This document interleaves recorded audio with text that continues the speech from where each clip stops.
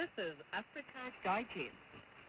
Hello and welcome to Africa Digest. You're listening to Channel Africa, the voice of the African Renaissance, broadcasting from Johannesburg, South Africa.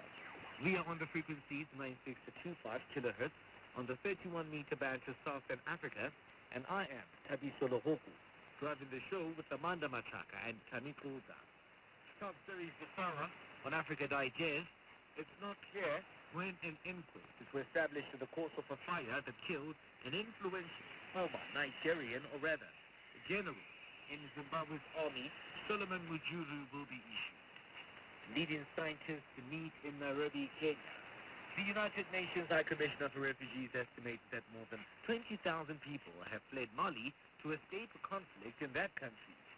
Ghana and Zambia face off in an African Cup of semi-finals tonight. Vodacom reports a 12% jump in the third quarter sales. First, Chase Amanda with the news.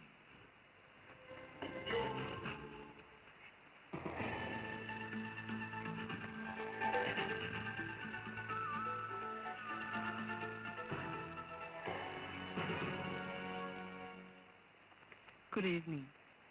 Syrians under attack from government forces in Homs say today has been the heaviest bombardment so far in 5 days of shelling. President Bashar al-Assad yesterday renewed his promises to end the violence, talk to the opposition and bring in reforms. Residents speak of despair in the city that it is being abandoned by the international community. Activists say as many as 40 people have been killed so far today. The United Nations High Commissioner for Refugees, UNHCR, estimates that more than 20,000 people have fled Mali to escape conflict in that country. Fighting began 3 weeks ago when Tuareg rebels of the Azawad National Liberation Movement launched an attack in northern Mali, sparking clashes with government troops.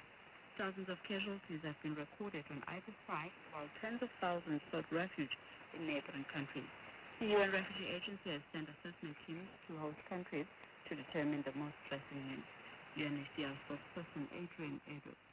We at the moment have deployed emergency teams in several countries around Mali itself, as we have reports of displacement from a number of surrounding countries, and we're in the process of trying to verify precisely what level of displacement there is and who it involves. The reports we have are of some 20,000 plus people having fled, some of those to Niger, some of those to Mauritania, some into Algeria, and some even to further south in West Africa. So we're at the moment trying to get a better assessment of the situation and looking what aid is needed. Several newborn babies have reportedly died, while others have been left brain damaged at the Chris Hani Baragwanath Hospital in Johannesburg, South Africa. This is a result of a staffing crisis linked to non-payment of nursing agencies. At least 2 of the deaths have been described as avoidable stillbirths. Hospital spokesperson Gosia Tumazibuko explains the situation. The entire institution has got 2,366 nurses.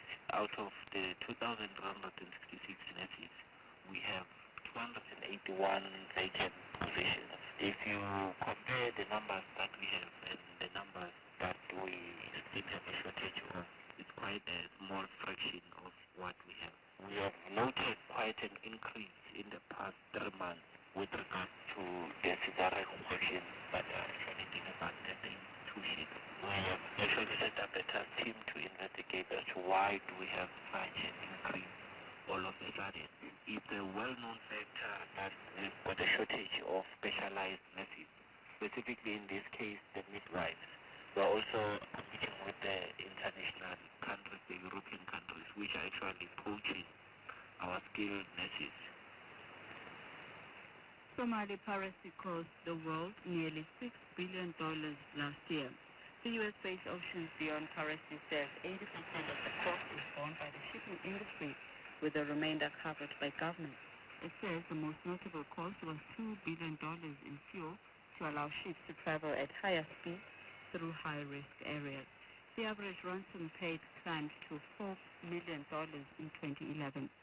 Pirates operating from Somalia, which has been without a government for 2 decades, carried out 237 attacks in 2011.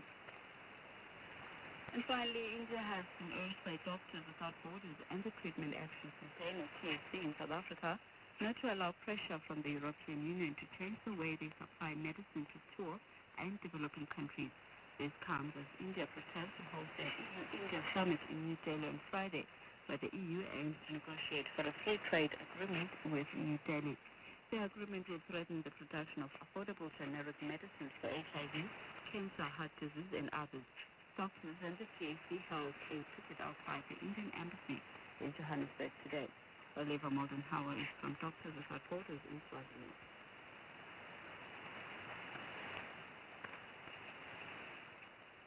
We are concerned that the European Union pushes regulations on India that make production of drugs much more difficult. One thing also is that we see that India so far has been a role model for other developing countries in how to have a patient-friendly patent law. That's something also South Africa could learn from in improving the patent law and making it more patient-friendly.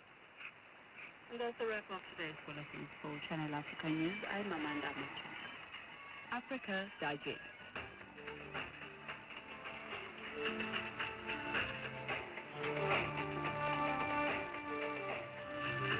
You're listening to Africa